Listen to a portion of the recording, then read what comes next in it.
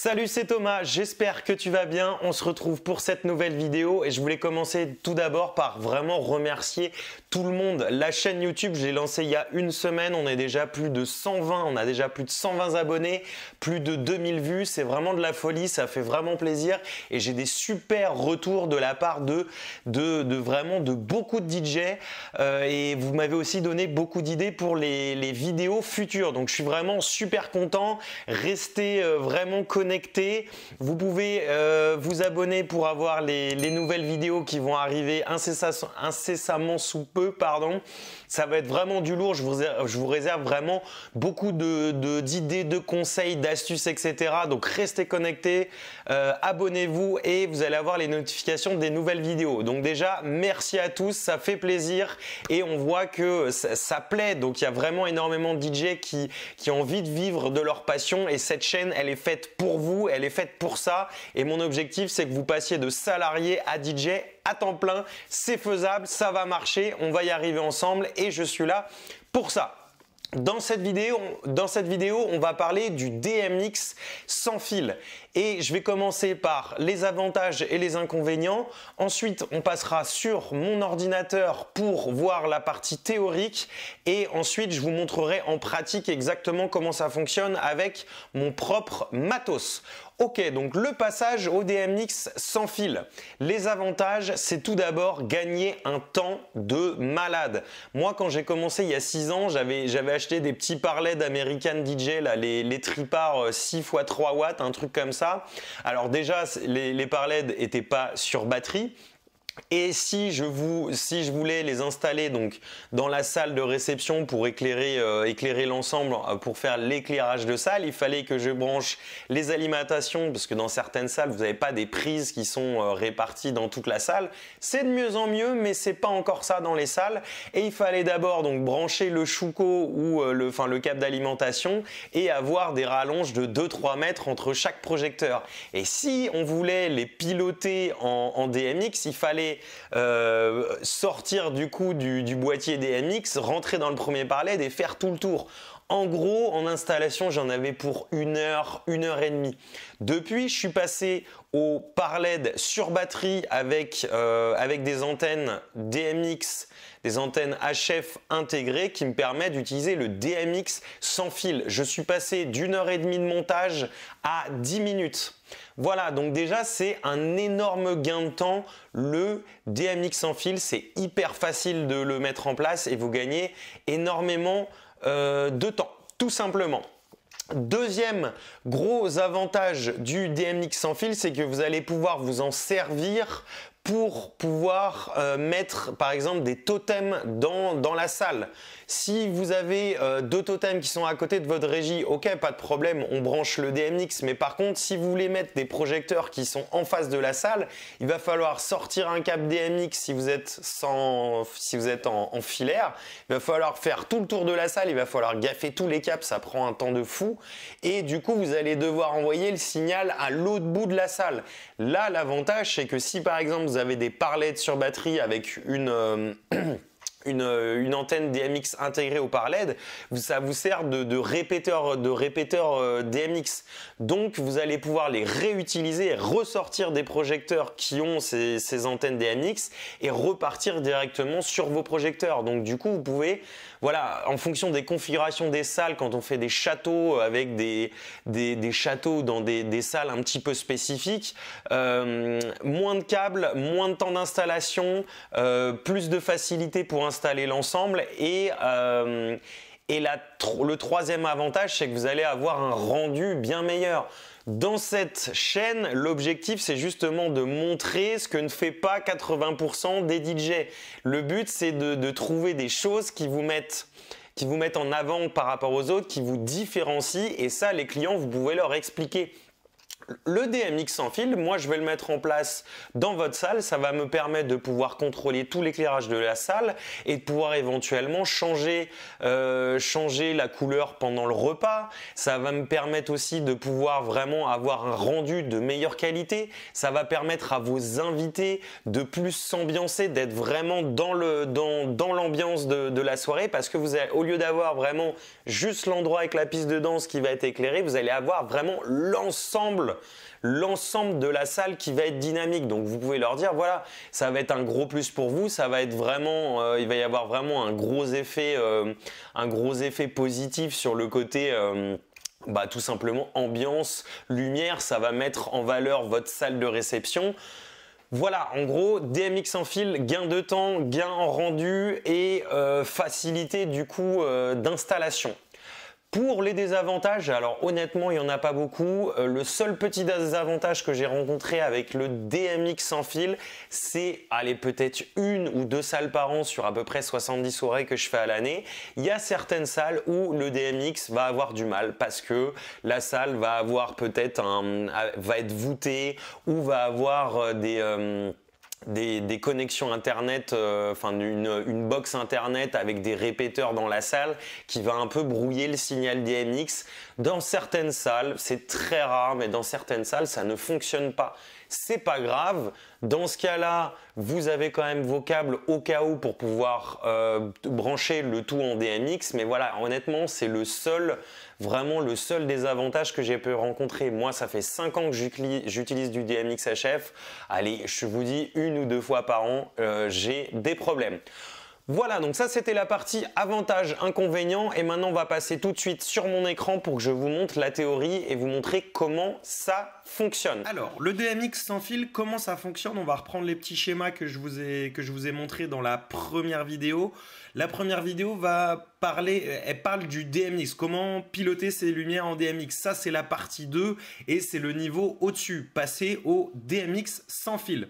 Alors, comment ça fonctionne? Vous avez votre ordinateur, vous avez votre câble USB avec votre boîtier DMX. À la sortie de votre boîtier DMX, vous allez installer un émetteur DMX sans fil. Alors, il y a énormément de marques qui le font. Il y a Electroconcept, il y a du DMX, les émetteurs DMX chinois classiques. Vous avez Chauvet, vous avez Eurolight. Voilà, vous tapez DMX sans fil sur Thomann, sur Sonovant ou autre. Vous allez pouvoir trouver différents types de boîtiers. Mais voilà comment ça fonctionne. Vous sortez de votre boîtier DMX et là, vous rentrez dans votre émetteur DMX sans fil. Et lui, il va avoir une petite antenne là. Et en fait, ce qu'il va faire, c'est qu'il va diffuser un réseau. Le réseau, il est autour des 2,4 GHz. Donc, c'est le même réseau, la même bande de fréquence que le Wi-Fi. Donc, attention, moi, j'ai eu des soucis quand j'ai acheté un Shure GLXD24, si je ne me trompe pas. Et je sais que j'avais des problèmes entre les deux. La solution, c'est qu'il faut éloigner le plus possible l'émetteur micro 2,4 GHz et l'émetteur du DMX HF. Vous mettez 1 ou 2 mètres, donc vous les mettez à l'opposé de la régie pour que ça fonctionne. Sinon, ça fonctionne très bien même si vous avez une box internet et ça fonctionne aussi avec le téléphone des invités, même s'ils sont connectés à la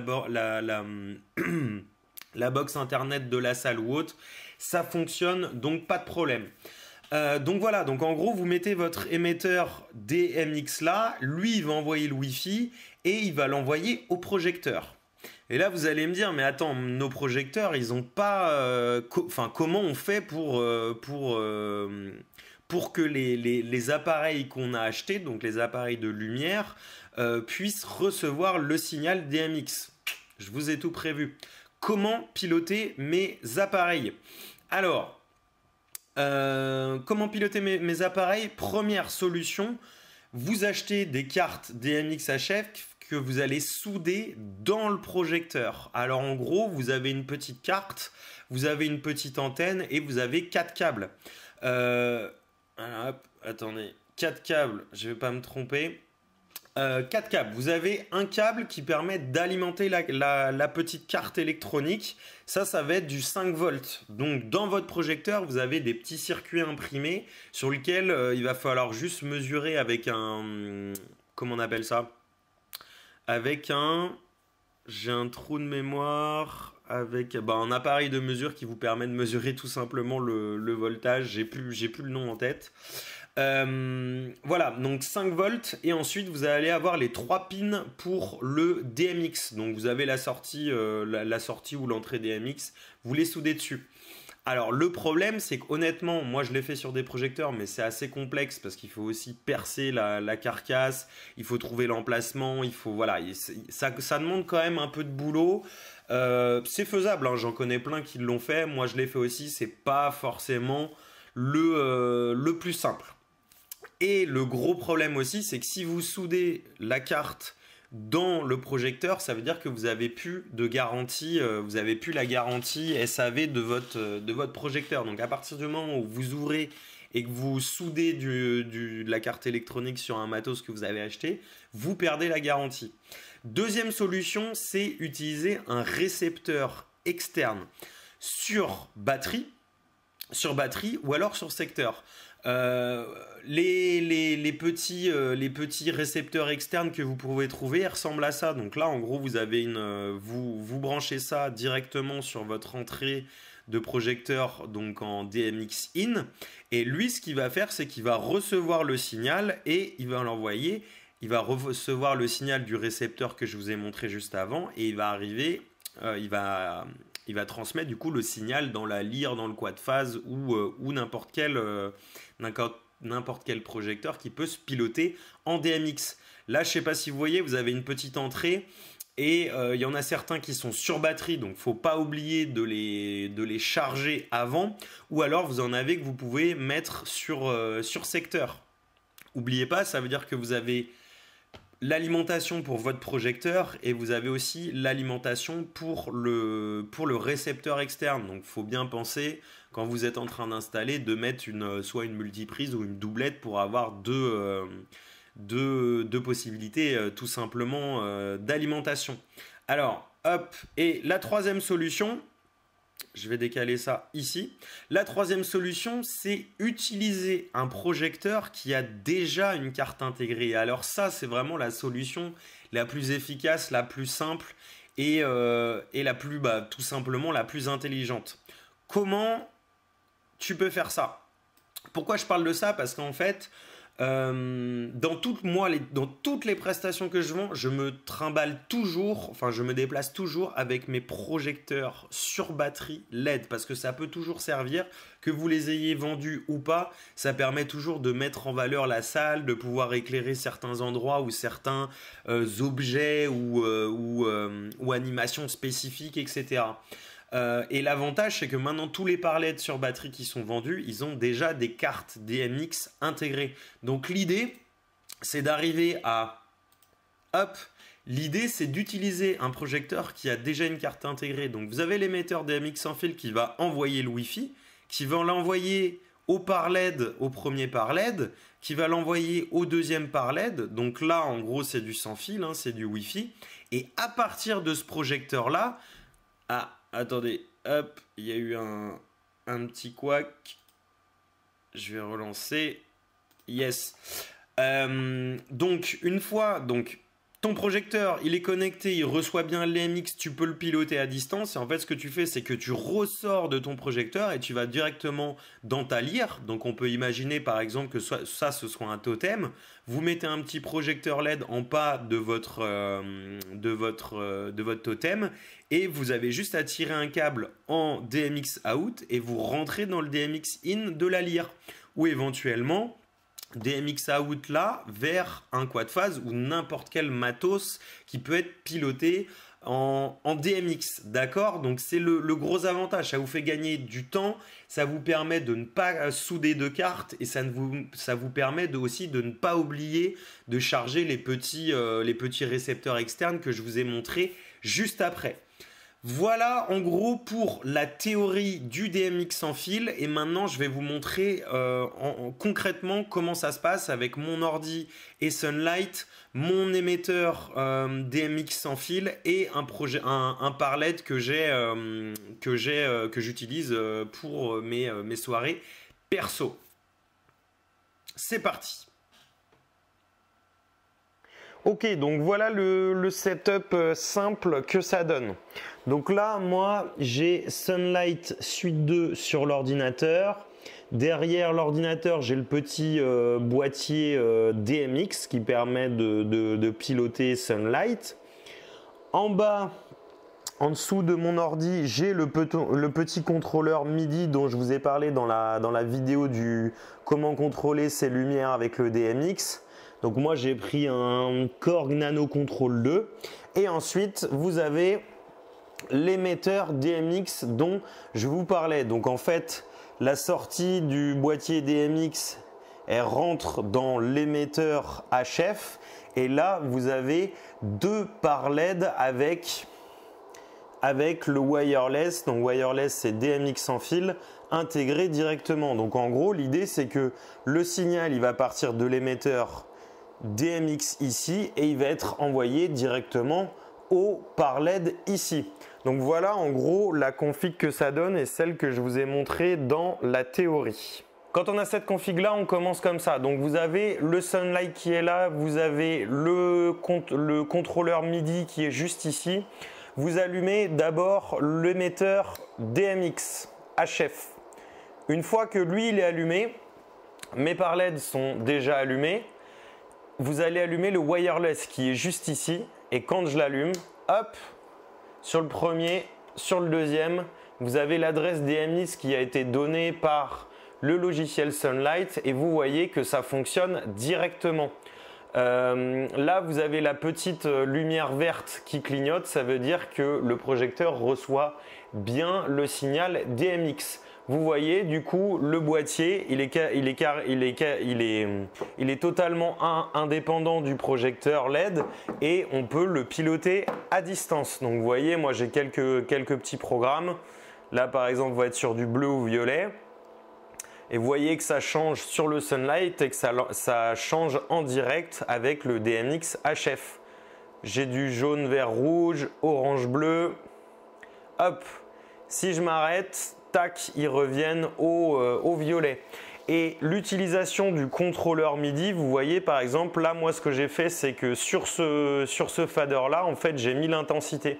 Et donc du coup, quand je baisse le fader, hop, on est en blackout. Donc imaginons que vous êtes en train de faire l'entrée des mariés, vous coupez l'ensemble de la salle et au moment où les mariés y rentrent, bam, vous rallumez et là vous pouvez mettre un petit coup de stroboscope.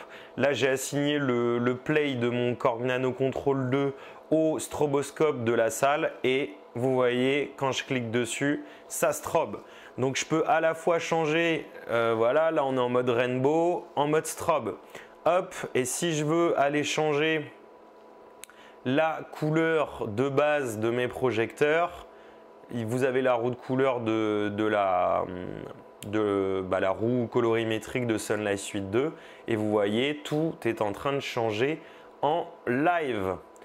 Voilà, c'est la fin de cette vidéo sur le DMX HF sans fil. Pour passer vraiment à une étape supérieure, tu vas voir, ça va vraiment te faciliter la vie, te gagner du temps, ça va te permettre de gagner énormément de temps en installation. Quand tu fais 50, 60, 70 prestations par an, ça te permet de gagner du temps tout simplement en installation, donc de gagner en énergie et être moins fatigué. Et surtout, ça te permet de gagner du temps pour pouvoir installer d'autres prestations ou d'autres options qui te permettent du coup d'augmenter ton panier moyen.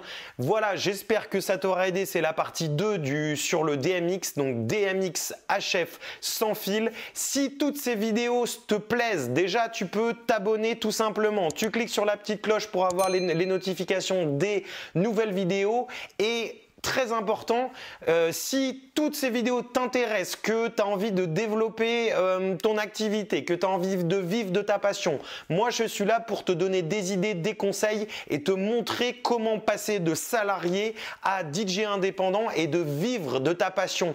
Pour ça, tu peux nous rejoindre, on est déjà plus d'une quarantaine dans cette communauté. Tu cliques en dessous, il y a un petit lien où tu peux rentrer ton prénom, ton mail. Rejoins-nous tout de suite si ça t'intéresse, que tu as envie de développer ton business. Je serai ravi de te donner toutes mes astuces pour que tu puisses cartonner en 2020. C'était Thomas Chauchon de la société TSL Événements pour la chaîne TSL Formation et on se retrouve pour une prochaine vidéo. Salut!